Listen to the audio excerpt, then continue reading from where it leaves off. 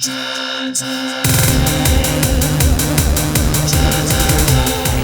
guys, we are in the basement and today guys, on this episode of John's Arcade. Well guys, we're gonna do a John's Arcade on the road. And listen, okay, this is not my normal Sunday video. This is a bonus video I'm kind of squeezing in, okay? Because the next video we do, the official Sunday video, we're gonna be working on the Journey monitor back here. And yeah, the monitor collapsed on this Go7.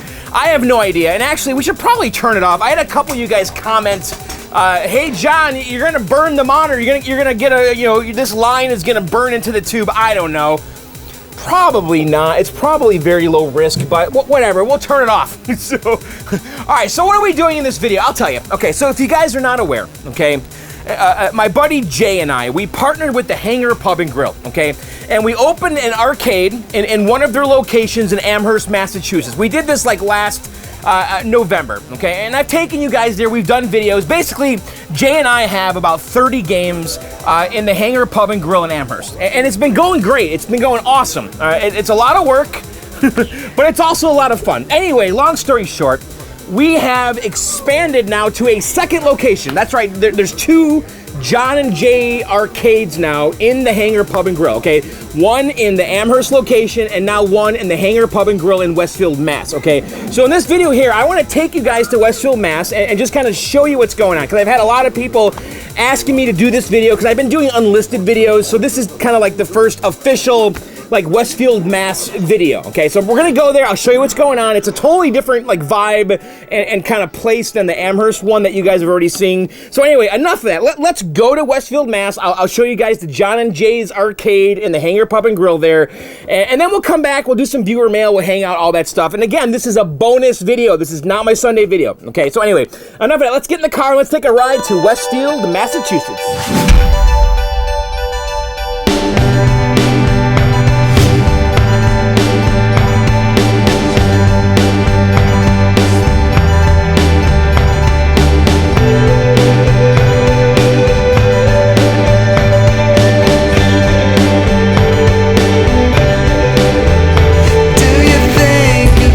Alright guys, we're in Westfield, Massachusetts at the Hangar Pub and Grill. Now Jay's not here, but this is our second location now. Of course, the first location is in Amherst, Mass. We're now at the Hangar Pub and Grill in Westfield, Mass.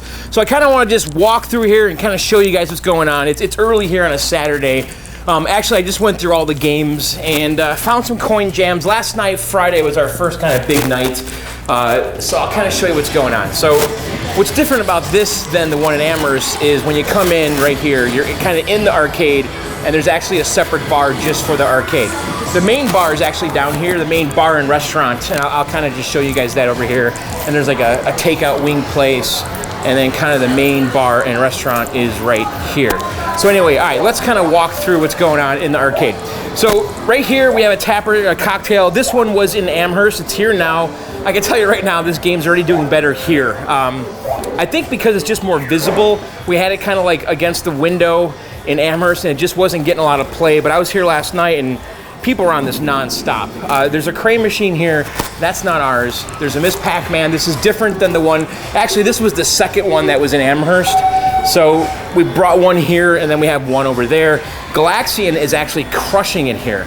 It's doing 10 times better here than it did in Amherst. I don't know why. Maybe because in Amherst we had Galaga, Galaxian, and Galaga 3. I don't know. Donkey Kong, this is a different red Donkey Kong. Gotta have Donkey Kong. It's been very consistent. Right now, I gotta fix the other coin mech. It's basically what I've been battling with so far. And this happened in Amherst when we opened up. Like the first 2-3 weeks was just battling coin mechs, and right now I'm battling pole positions coin mech as well. And by the way, this is a different pole position. We have pole position 2 in Amherst, pole position 1 in Westfield. But right now, the weird thing with the coin mech is the one coin mech on the one side on pole position, if it's at a slight angle, it rejects the coin every single frickin' time, and I can't figure out. And also the monitor, it's kind of okay. It's a little too red, but I have the red turned all the way down. We might have to rejuve that too. Star Wars, this is a different Star Wars than the one in Amherst. Gotta have Star Wars. Mortal Kombat 3, this one was in Amherst, it's now here. So we have 2 in Amherst and Street Fighter Hyper Fighting, and then here in Westfield we have Mortal Kombat 3 and Hyper Fighting over there. NBA Fast Break, That's the one from my basement. Was in Amherst, now it's here. Solid earner. You know, this is a great game. I love this game. I have a credit in here, I see. And then South Park.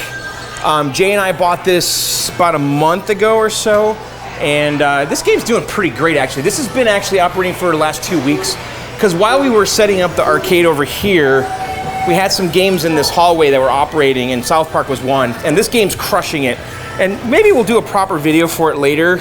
I actually really like it. I have the volume turned down a little bit because it's very PG-13, I'll just say that. It's a fun game. Centipede, this is a different one than we have in Amherst. Gotta have Centipede. And then back to back with it is Asteroids Deluxe. In Amherst, we have regular Ode Asteroids, and this is the deluxe version, which of course has the blacklight effects. Pretty cool, right? So that's kind of like this part of the arcade over here. And then let's go in the main room and I'll show you what's going on. Change machine. Actually, the bar owns this. An operator friend I know in the area put this together for the bar. So we're actually going to have 2 of these in the bar. But the bar owns the change machines.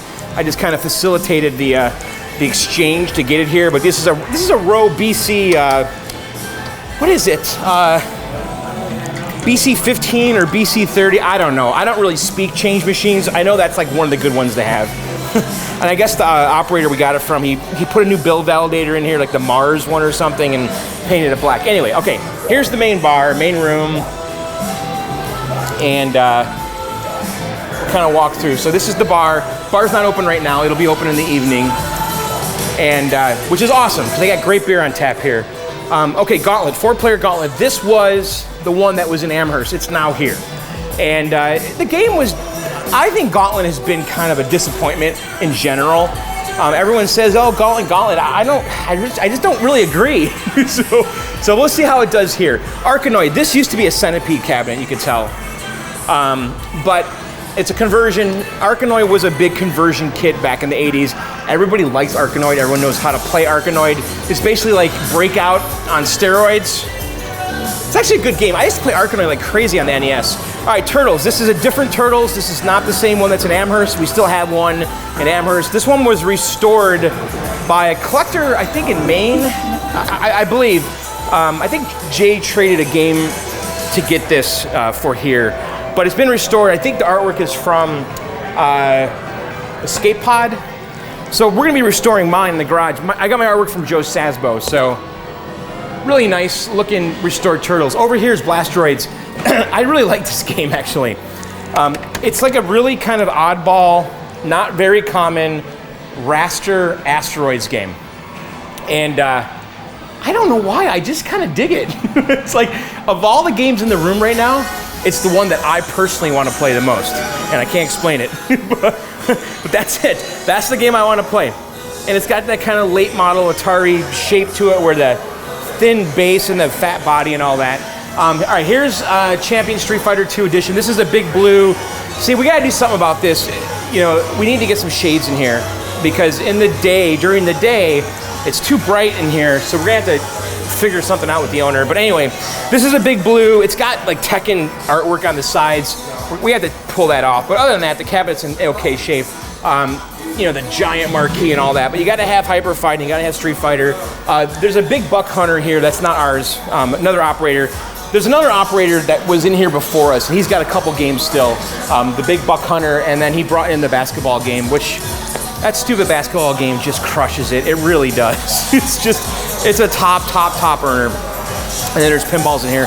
Okay, so over here, Area 51. This is the same Area 51 that we had in Amherst. We brought it over here. We left House of the Dead in Amherst. So we split up the gun games. It's funny though, as soon as we bring the Area 51 here, the flyback went. And so we replaced the flyback the other night, so it's working again. Super Mario Brothers. This isn't the dedicated versus cabinet. This is different than the one in Amherst. The one in Amherst is in a Donkey Kong cabinet. Yesterday when I was here, the game was doing something really odd, and I had someone come up to me and say, hey man, the timer on Mario's messed up. And you put the quarter in, the timer starts at 0 and you would die immediately. So I came in today with some extra versus boards and I swapped some of the CPU chips and it's working again. So I have no idea. I fixed it somehow. Outrun, this is the one that was in Amherst, it's now here. So we So in this building here, we have pole position 1 and outrun, and then in Amherst we have just pole position 2, which is one of our top earning games, period, especially for classics. But this is the one with that red control panel, just a consistent earning game. You gotta have outrun, right? Frogger, this is a different Frogger than the one in Amherst. Right now we got one coin mech that's not working. I gotta get that fixed like ASAP. Xenophobe, that is the one that was in the garage, it's now here. This was also in Amherst, it's working great. R-Type, that's actually the R-Type that I owned for a brief while. We did a video on it. I traded that to Jay, and now it's back here. I traded my Star Wars and my J-Rock for that R-Type, and then I got the Robotron, that, and something else. Oh, the 720 from Jay. And then Jay bought the R-Type back. And here's Galaga. Hi. Here's the Tubin. This thing was working and then it died. There's actually a RAM error. So there's two like CMOS RAM chips that are bad on this thing. So right now we're waiting. Actually, Jay's got the chips. He just wasn't able to get out here today. So we're gonna swap the RAM. This is the only game that's down right now. Pac-Mania, this is a cool Namco System 1 cabinet. This is like an isometric 3D Pac-Man game. It's actually really cool. I had an opportunity to buy one of these for like $50 and I didn't do it. Here's Donkey Kong 3. This was the one that was in my basement. Was also in Amherst. It's back here in the corner hiding out. Indiana Jones and the Temple of Doom. It's an Atari System 1 cabinet. We might change this kit to Road Blasters. We haven't decided. And then 4-slot Neo Geo. Right now we have 3 carts in here. We gotta... Oh, there's a credit in the game. We have to put mini marquees in here right now. I know. I gotta print them up and then also put a 4th cart. There's actually a 6-slot in there. And then of course Galaga. You have to have Galaga. That's different than the one that is in Amherst. And then over here we have a Marble Madness. I think we're gonna actually convert this one to Road Blasters. Jay's got a kit, but we don't really know where we're gonna put it just yet. So, so what do you guys think, huh? This is it. John and Jay's Arcade, location number 2. So, all right, guys, I think that's it. Why don't we go back to the basement, do some viewer mail? You guys want to hang out a little bit? So, we'll kind of walk through here. I'll show you what's going on with the main bar. But they got great food and beer and chicken wings and stuff. So, all right, guys, that's it. Come on down, and let's go back to. By the way, at night, and the thing is, if you see my unlisted videos, I've done this like a whole bunch where I walk through there and I look at the games through these windows. But at night, it looks so cool. So, all right, guys, that's it. Let's go back to the basement. All right, guys, there you have it. That was the John and Jay's Arcade tour in the Hangar Pub and Grill in Amherst, Mass. What do you guys think, huh? It's a cool room, though, isn't it? You got to admit, that's definitely a neat building. Seeing that journey out back there is making me mad. So we're gonna do that in the next video. We're gonna get right back to work on that journey because I cannot have that down. And I think, I hope, I pray that is something we can fix easily and in one video. Oh my God, I hope that's the case. Because if we get into that and I don't fix it, I'm gonna be really mad. Because right now we got actually Robotron's fixed, okay? But the iRobot's down and the Firefox is down, and we gotta get to the garage. So anyway, let's do some viewer mail. And actually, I'm gonna follow up here on one of the viewer mails that we did in the last video. And also, if you guys want to participate in the viewer mail, you need to email them to me at john@johnsarcade.com. That's john@johnsarcade.com. In the subject line, put anything you want. It can be the body of the email can be a question, a comment, whatever. Just send it to john@johnsarcade.com, and we'll read it here on this segment. All right, let me fix the camera. All right. Okay, so anyway, I want to follow up because in the last video, there was a guy that had a Zaxxon, okay, and he said that when he turned it on, the power supply was smoking, okay, because he replaced the power supply. And actually, let me show you the image that he sent me right here. Okay, so anyway, Rich just sent me this image saying this is how the wiring looks on his power supply, on his Zaxxon, okay? And I have to tell you guys, too, when I'm doing viewer mail, I have little tiny thumbnails, so I couldn't really see all the wires. And actually, when I printed that email, I didn't realize it was like a bad email. I thought it was like saying, hey, John, I replaced the power supply and I fixed my Zaxxon. Well, the more we read into the email, it actually said, you know, and yeah, this is how the thumbnails look for me. So I couldn't see all the wires. Anyway. long story short, he sends an email saying he replaced the power supply and the game would work for a second and then the power supply would start smoking.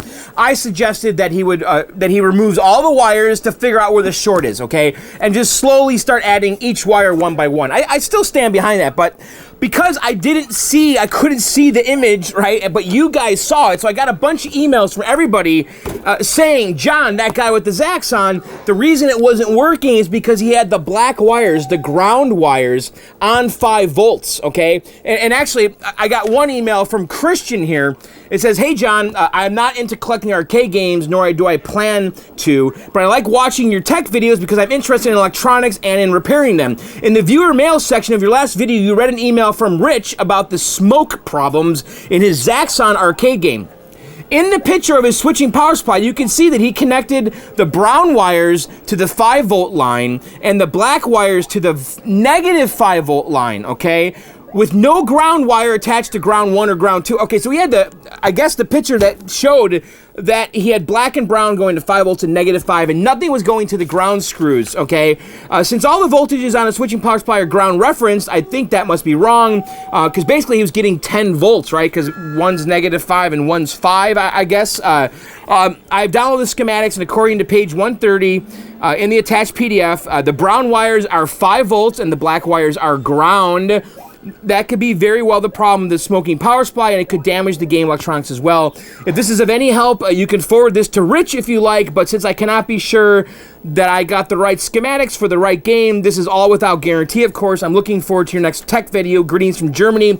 Cheers, Christian. Okay, so I'm on my phone, and I saw that email. I hit forward, and I sent that to Christian. I mean, no, Christian sent it. I sent it to Rich, right? Was that his name? Okay. So, and also, there was other comments about this, right? Like, immediately saying that the guy didn't put the ground wires on the ground. Anyway, I forwarded the email to Rich. He replies back and says, thanks a million, John. I will try that later tonight when I get home. Black wires to ground, clearly, I can clearly see that now in the schematics, like he said. I'll let you know, Rich. And then Rich replies back a few hours later, and it says, and I got a working Zaxxon. Thanks, John, and please give your German fan my gratitude. Also, Zaxxon is darn hard. So, Rich fixed the Zaxxon because of you guys in your eagle eye. So I just wanted to follow up and let you guys know it's all fixed. I also told Christian, and Christian said, I'm glad I could help. I see you in your next video. Take care, Christian. Anyway, what a great story, right? So because of you guys and your eagle eye eyes, Rich is all fixed up and his Zaxxon is working. So I just thought I would follow up there with that and share with you guys. I thought that was pretty cool. Next one here is from Jared. Hi, John. My name is Jared. I wanted to thank you for your videos. I very early adopted your motto of buying games cheap and fixing them up. And now I have a very healthy, sweet collection. This past weekend, I picked up an Irish Dig Dug. Ooh, that's cool. There were some Atari cabs that were in these Irish cabs, and they were just different than the American ones. It's like they were close, but they were different at the same time. It's like if you looked at it, you're like, oh yeah, that's a Dig Dug by Atari. But then the more you look at it, you start realizing, oh wait, that's different right there, and that's not right. So those are cool cabinets. I really like the Irish cabinets.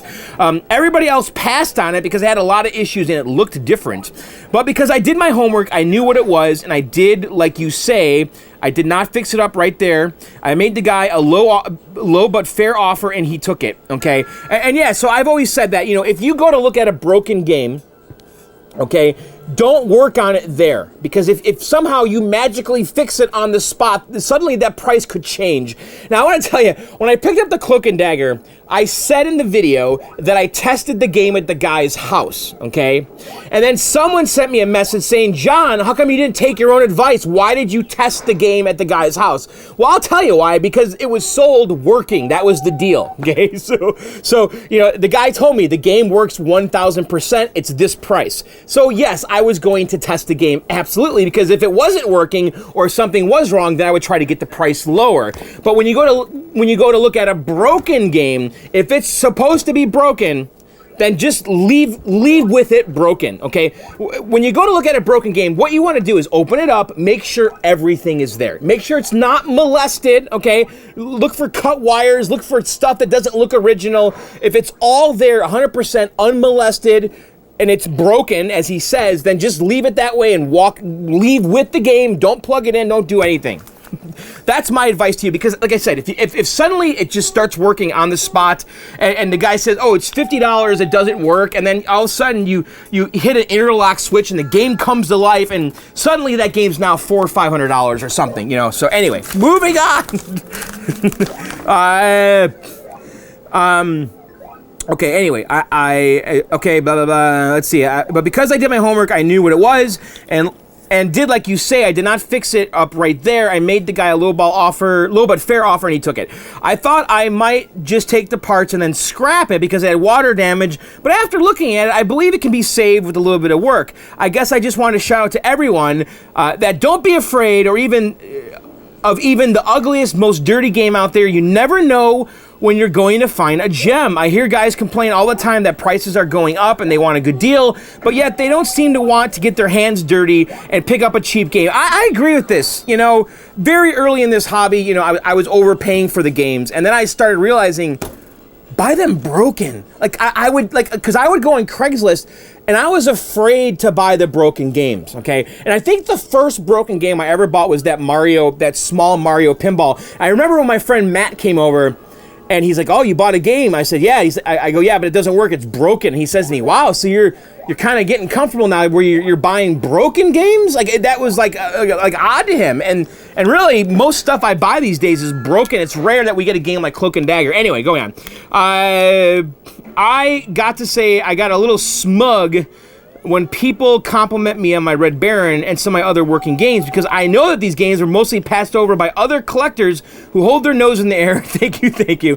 Here's a quick list of games in my collection: Afterburner, Battlezone ×2, wow, Outrun, Sub Pack and EM, Moon Patrol, Star Wars Upright, Pirate Ship ×2, Red Baron, Neo Geo 4-Slot, Easy Back Running, X-Men, Children of the Atom, World Warrior, and Hyper Fighting, Asteroids Cocktail. This guy's got a big collection.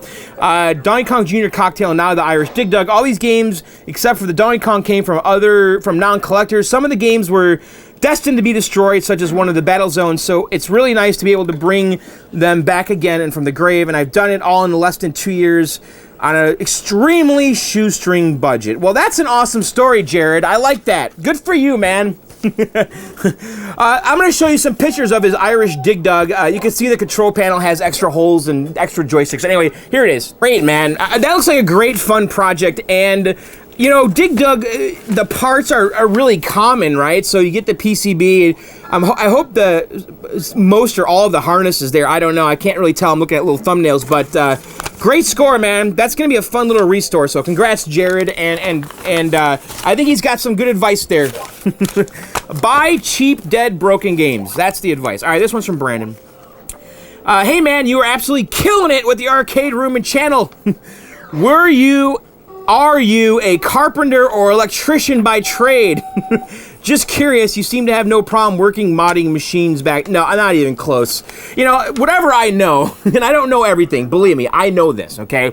I've just learned by just diving in and getting my hands dirty, so I don't have any background at all. And you know, sometimes I get stuff wrong, you know, it happens a lot, but more often I get stuff right, maybe from luck, I don't know, but I do a lot of research, though. I read up, I love laying in bed late at night and just reading on problems and trying to see if I can find, like, old CLOV threads or old RGVAC threads on the Google groups, trying to find threads and stuff of people that had the same problems that I have. Anyway, I'm catching up with your show last couple of nights, but love all the behind-the-scenes stuff. I just picked up a Mortal Kombat 2 cab. Awesome. First cab ever, he says. Now, I'm attempting to refurb and work on. It's in good but fairly good condition, so I've got that going for me. I have an arcade monitor coming from a guy named Arcade Buffett and a few other things, so I was looking for some info and took a deeper dive into your vids. They're excellent, cool, and informative. Yeah, Buffett's cool. We have his crimpers. So anyway, I just wanted to drop a note. Love the vibe, and the basement is absolutely great. Also, Journey Huge Journey fan over here, the band and the game too. I played the crap out of the arcade game when I went to Vegas as a kid. Played it at Circus Circus in a very noisy arcade. By the way, great tunage. I thought maybe some original music was done in your videos, and I was right. I also do some music work if you're ever interested in or need some drum tracks. Here's some of them. So his SoundCloud is Brandon BRANDON X76. So check out his SoundCloud page. Keep up the great work and be well, man. Cheers, Brandon. Yeah, and by the way, the music in these videos, like 99% of it is by me and my band, The Kill Screens, which is my friend Matt McCarthy. And it's all recorded in the basement over there. So if you guys, I don't really push that a lot. I don't put links all the time, and I probably should, because I don't think people understand that all the music that's on this channel is actually coming from me and my friend Matt. So check out his SoundCloud, and we have a SoundCloud page called the Kill Screens. Also check out his Brandon X76. We also have our album on iTunes and Google Play. It's on Spotify. Just search for the Kill Screens. The album is called Science Fiction Movie. So yeah, anyway, Brandon, thanks for the kind words. No questions here really, but just all positive. So thanks very much. Next one's from Lou. Hi, John. I've been looking online and calling people. Do you know anyone that has made a repro control panel overlay for a cocktail Frogger? This old game doesn't or can't make one. I'm confused. Anyone you can suggest? Thanks, Screwy Louie. So Screwy Louie is looking for a control panel overlay for a Sega Frogger cocktail. Actually, let me show you what should look like right here. So yeah, that's going to be kind of hard to find. That's kind of like a reverse printed piece of plexi, right? And so it looks like no one has ever repro'd that. So what I usually do in that situation, and this takes time though, okay, is I look on eBay constantly for a used one. Go to Arcade Boneyard, try to find a used one. Email Arcade Boneyard. Just email him and just ask him, even if it's not on his website, still send him an email and say, I'm looking for a Sega Frogger cocktail control panel overlay, and then also make a post on klov.com. And then the other option is just try to repro it yourself. Can you cut a piece of plexi down, get the artwork, and maybe spray mount it on the back of the plexi? I don't know. I mean, that's one way to do it. And also, I'll ask the viewers right now for you, if anyone has a Frogger control panel overlay for Screwy Louie, why don't you email me at john@johnsarcade.com and I'll put you guys together, okay? Or leave a comment below, but if you email me, I'll get you guys both together. Or if you know where Screwy Louie can find a control panel overlay for a Frogger cocktail, again, just email me at john@johnsarcade.com or leave a comment. So Lou, good luck. Hopefully we can help you. So, all right, that's going to do it for this quick little bonus video. I'll see you guys very soon, like in a day or two here. And hopefully by the end of that video, we'll have Journey working. Anyway, that's it. Just a quick little bonus video. We're done. I'll see you guys very, very soon. Be sure to check out my podcast, by the way, Video Game Outsiders. We have an app on the iOS store and also Google Play. Search for Video Game Outsiders. We do that show live every Tuesday at 9 p.m. Eastern on the Riotcast network at riotcast.com/VGO. All right, that's it. I'm done. I'll see you really soon, like super soon. All right, guys, later and bye.